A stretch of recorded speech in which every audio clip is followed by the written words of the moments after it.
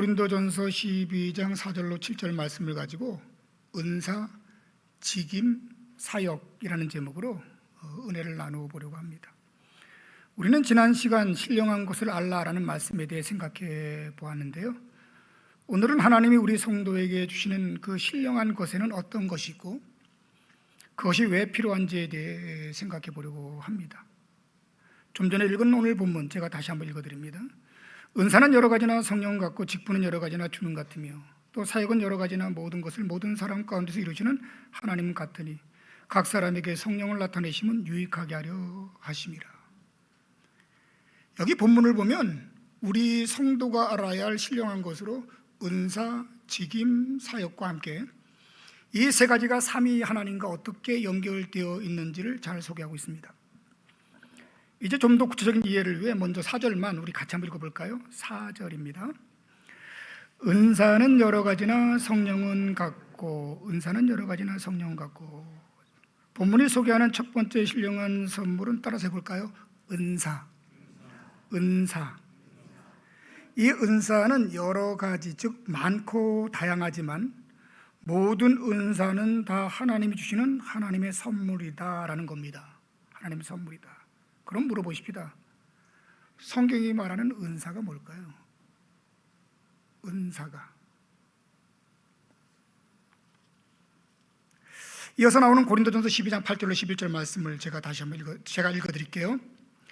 어떤 사람에게는 성령으로 말미암아 지혜의 말씀을, 어떤 사람에게는 같은 성령을 따라 지식의 말씀을, 다른 사람에게는 같은 성령으로 믿음을, 어떤 사람에게는 한 성령으로 병 고치는 은사를, 어떤 사람에게는 능력 행함을, 어떤 사람에게는 예언함을, 어떤 사람에게는 영들 분별함을, 다른 사람에게는 각종 방언 말함을, 어떤 사람에게는 방언을 통역함을 주시나니 이 모든 일은 같은 한 성령이 행하사 그의 뜻대로 각 사람에게 나누어 주시는 것이니라. 읽어드린 말씀을 보면 은사에는 지혜, 지식, 예언, 치유, 능력, 방언, 믿음, 분별 등이 있고요. 이것 외에도 굉장히 많죠. 그러면 이 은사라 불리는 이 모든 것들은 다 뭐죠? 그것이 무엇이 되었든 구원받은 우리 성도들이 주어진 자리에서 주어진 사명을 감당하라고 하나님이 주시는 영적인 능력, 영적인 재능, 이것을 은사라고 한다는 겁니다. 그렇다면 우리 교회에 우리 성도들에게 이 은사는 필요할까요? 필요하지 않을까요? 당연히 필요하겠죠. 다음은 예루살렘 교회가 하나님께 했던 기도의 내용인데 들어보세요. 주여, 종들로 하여금 담대히 하나님의 말씀을 전하게 하여 주시오며 손을 내밀어 병을 낫게 하시옵고 표적과 기사가 거룩한 종 예수의 이름으로 이루어지게 하옵소서. 뭘 구하는 거죠? 하나님이여 능력 주시옵소서. 우리 교회에 능력 주시옵소서. 참고로 다음 구약에 나오는 솔로몬의 기도도 들어볼래요? 여호와 하나님이여 원하건대 주께서 나를 땅에 티끌같이 많은 백성의 왕으로 삼으셨사오니 주는 이제 내게 지혜와 지식을 주사 이 백성 앞에서 출입하게 하옵소서. 뭘 구하는 거죠? 주어진 자리에서 주어진 책임을 감당할 수 있도록 하나님 나에게도 능력 좀 주시옵소서라고 기도를 하는 겁니다. 능력이 필요합니다. 왜일까요? 여러분도 잘 아는 복음서의 내용에는 귀신 들려 간질하는 아이를 고치지 못한 제자들이 주님으로부터 호되게 책망 들었던 내용이 마태복음 17장에 나옵니다. 들어보십시오. 주여 내 아들을 불쌍히 여기소서. 그가 간질로 심히 고생하여 자주 불에도 넘어지며 물에도 넘어지는지라. 내가 주의 제자들에게 데리고 왔으나 능히 고치지 못하더이다. 예수께서 대답하여 이르시되 믿음이 없고 패역한 세대여, 내가 얼마나 너희와 함께 있으며 얼마나 너희를 참으리요. 뭘 책망하는 거죠? 제자들의 능력 없음을 책망하는 겁니다. 얼마나 함께 있어야 하겠냐, 얼마를 더 배워야 되겠냐. 이와 비슷한 내용이 우리가 함께 공부하고 있는 고린도전서 6장에도 나와요. 내가 너희를 부끄럽게 하려 하여 이 말을 하노니, 부끄러운 줄 아는 겁니다. 너희 가운데 그 형제가 이를 판단할 만한 지혜 있는 자가 이같이 하나도 없느냐. 어떻게 하나님의 교회가 이렇게 무능할 수가 있겠냐? 두 내용은 모두가 교회 무능 때문에 들었던 책망으로 하나님은 우리 성도의 그리고 우리 교회의 무능을 원한다, 원하지 않는다? 원하지 않는다는 겁니다. 그렇다면 이런 우리 교회에 필요한 것, 바로 하나님이 주신 하나님의 능력, 바로 은사라고 하는 이야기하는 겁니다. 아멘. 저는 우리 일산밝은교회에 은사가 많았으면 좋겠습니다. 그래서 병 나음도 있고요, 말씀을 전할 때 은혜도 넘쳐나고요, 함께 대화를 하면 마음의 회복이 있고요, 누군가 전도를 하게 되면 강력한 역사를 통해 열매가 있는 그런 교회가 되었으면 좋겠습니다. 아멘. 은사에 이어서 하나님이 주시는 또 다른 신령한 선물로 5절 말씀입니다. 5절 같이 읽어봅니다. 직분은 여러 가지나 주는 같으며, 역시 따라해 봅니다. 직분. 여기 두 번째로 소개되는 하나님의 은혜인 직분은 우리 성도가 하나님이 주신 은사를 효율적으로 분수에 맞게 사용하도록 하나님이 주시는 봉사의 자리, 사역의 자리를 말합니다. 뭘 말한다고요? 자리를 말하는 거예요. 자리. 그럼 여러분에게 물어볼게요. 목사라고 하는 이 목사는 사역일까요? 직분일까요? 은사일까요? 뭐라고 생각하세요? 목사라고 하는 이 단어는 은사예요? 아니면 직분이에요? 아니면 사역이에요? 참 어렵다. 그럼 집사라고 하는 그 집사는 직분입니까? 은사입니까? 사역입니까? 그건 잘 안 해요. 다음은 에베소서 4장 7절 이하에 나오는 말씀입니다. 들어보십시오. 우리 각 사람에게 그리스도의 선물의 분량대로 은혜를 주셨나니 그가 어떤 사람은 사도로, 어떤 사람은 선자로, 어떤 사람은 복음 전하는 자로, 어떤 사람은 목사와 교사로 삼으셨으니 이는 성도를 온전하게 하여 봉사의 일을 하게 하며 그리스도의 몸을 세우려 하심이라. 여기 소개되는 사도, 교사, 선지자, 목사, 전도자와 같은 이런 것들을 다 뭐라 그런다? 직분이라고 그런다. 근데 제가 여기서 한 가지만 더 물어볼게요.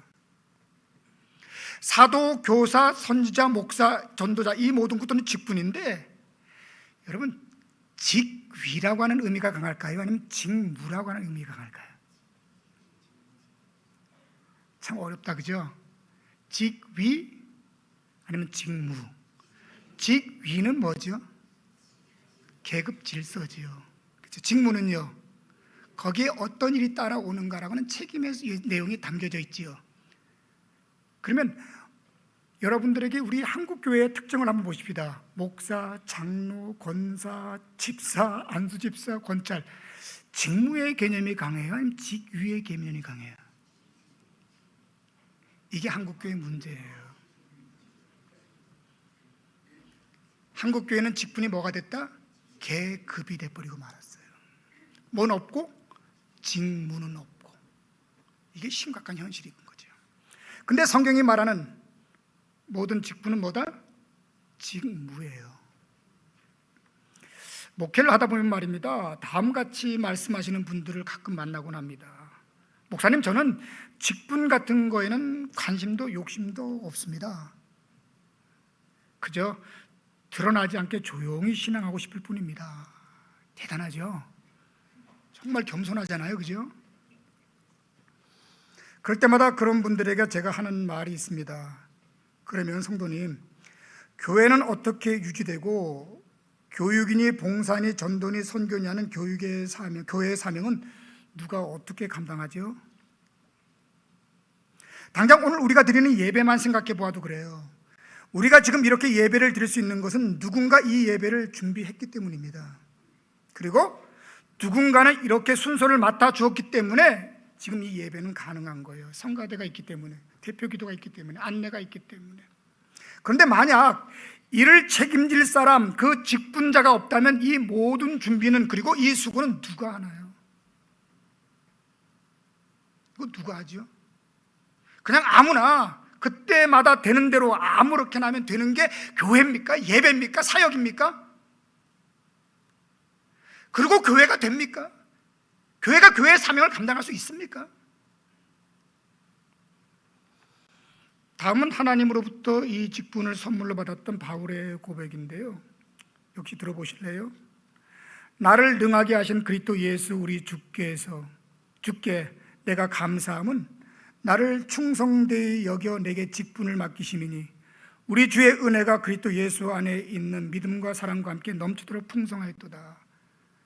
하나님의 은혜가 너무 크다는 겁니다. 왜? 나에게 직분을 맡겨주셔서.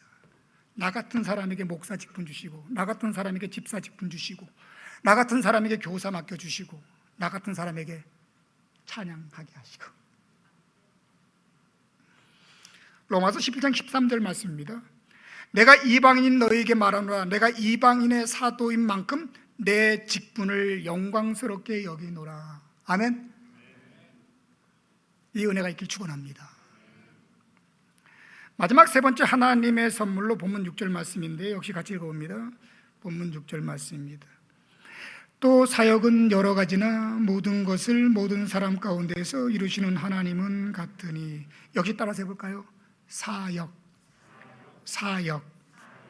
이 사역도 앞에서 말한 은사나 직분처럼 여러 가지가 있고, 그것이 무엇이든 다 하나님이 우리 성도들에게 주시는 하나님의 선물이랍니다.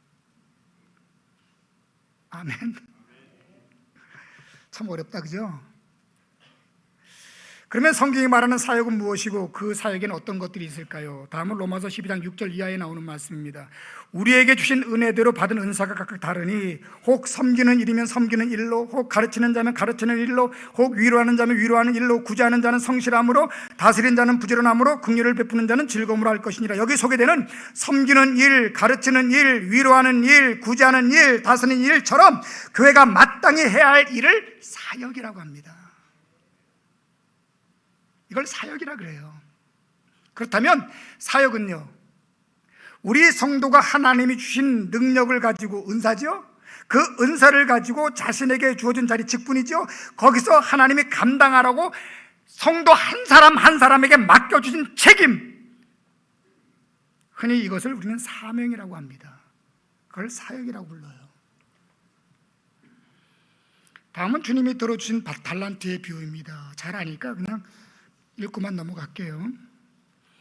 또 어떤 사람이 타국에 갈 때에 그 종들을 불러 자기 소유를 맡긴 것 같으니 각각 그 재능대로 한 사람에게는 금 5달란트를, 한 사람에게는 2달란트를, 한 사람에게는 1달란트를 주고 떠났더니 5달란트를 받은 자는 바로 가서 그것으로 장사하여 또 5달란트를 남기고, 2달란트를 받은 자도 그와 같이 2달란트를 남겼으되 1달란트 받은 자는 가서 땅을 파고 그 주인의 돈을 감추어 두었더니 오랜 후에 그 종들의 주인이 돌아와 그들과 결산할세.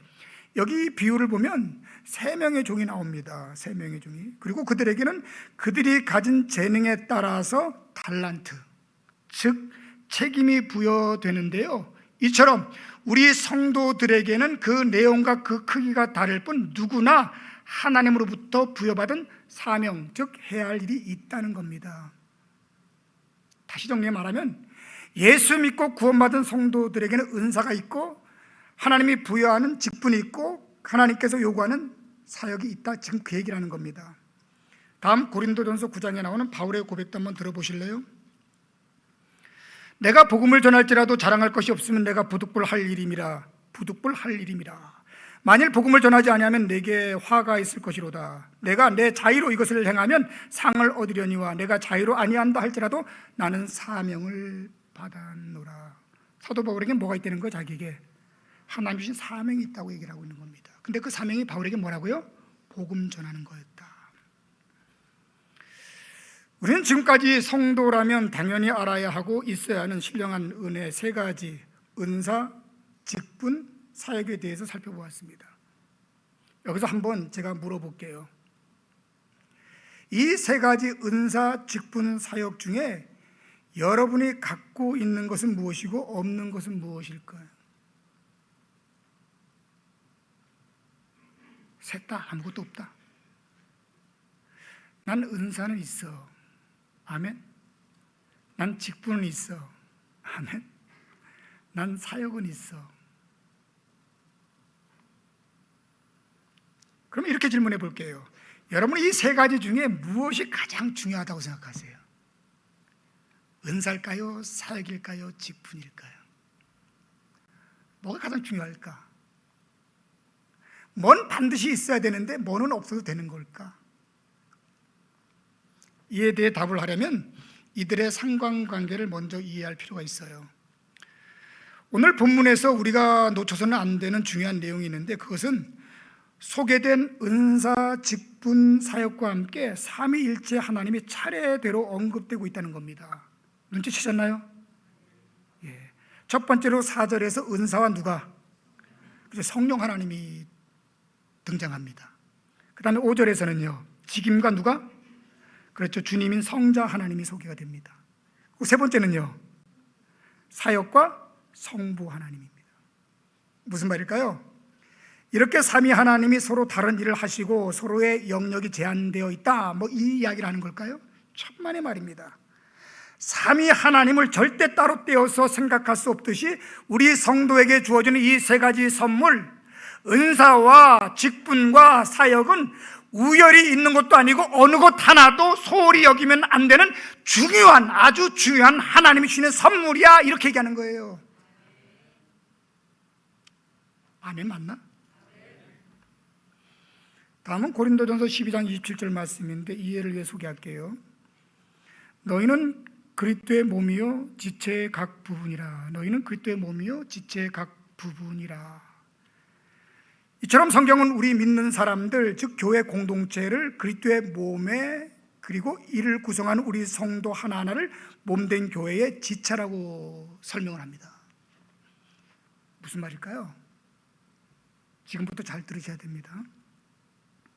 여러분도 아는 대로 우리 몸에는 많은 지체가 있지요. 우리 몸에 몇 개의 지체가 있어요? 100개? 50개? 안 세어봐서 모르죠.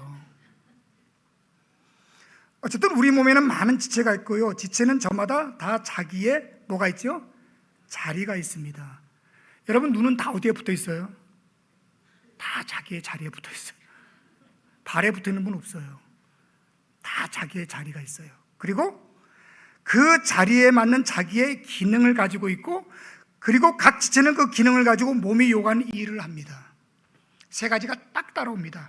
자기의 자리에서 자기의 기능을 가지고 자기의 일을 한다, 그런 말입니다. 예를 들어 눈이라면 눈의 자리에서 눈의 기능을 가지고 눈이 해야 할 일을 한다, 그런 말입니다. 생각해 보십시오. 지체 가운데 자기의 자리가 없는 지체가 있습니까? 지체 가운데 자기의 기능이 없는 지체가 있습니까?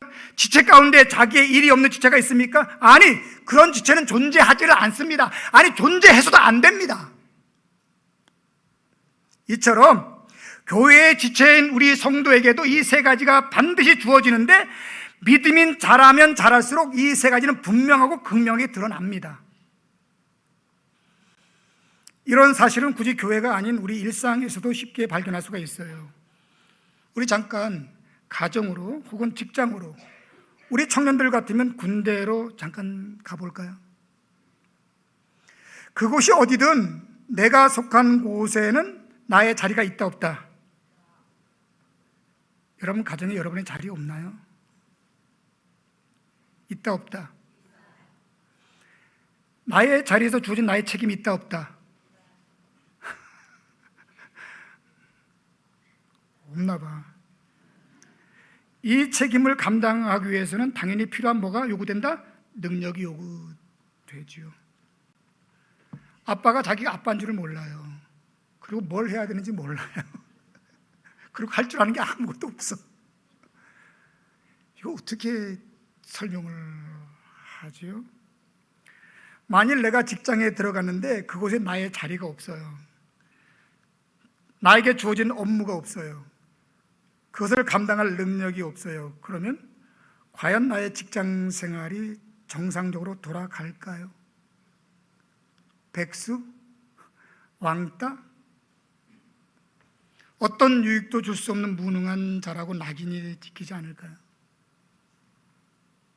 그렇다면 우리가 무엇보다 중요하다고 하는 이 믿음의 세계에서 하나님의 사람으로 자신의 자리가 없는 성도가 있다면, 하나님의 사람으로서 내가 해야 될 사명이 없다면, 그 사명을 감당할 능력이 전혀 없다면 그 사람의 신앙은 어떻게 될까요? 그리고 이런 사람으로 가득 찬 교회는 과연 어떻게 될까요? 어떻게 될까요? 미래가 있다 없다? 미래는 없어요. 거둘 것도 없어요. 남는 것도 없어요.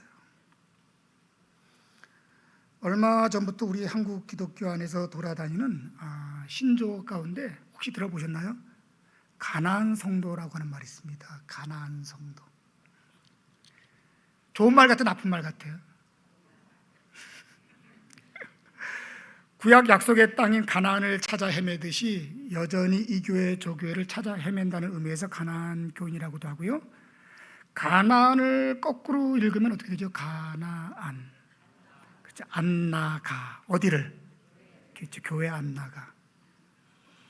이처럼 교회를 나가지 않는 성도라고 해서 가나안 성도라고 합니다. 한마디로 출석하는 교회가 없거나 출석하더라도 교회에 소속이 없는 성도를 가나안 성도라고 이렇게 얘기합니다. 이 숫자가 대략 150만에서 200만 정도가 된다고 합니다. 충분히 그럴 것 같아요. 우리 일산 밝은 교회만 하더라도 등록된 성도가 등록하지 않고 그냥 예배만 드리는 성도가 3분의 1 정도 차이가 납니다. 그리고 유튜브로 들어오는 성도가 동시 예배 가운데나 기타 예배에서 봤을 때 한 150에서 200 봤을 때에 우리 교회 한 주 출석 50%는 그렇죠. 가나안 성도라고 보면 맞을 것 같습니다.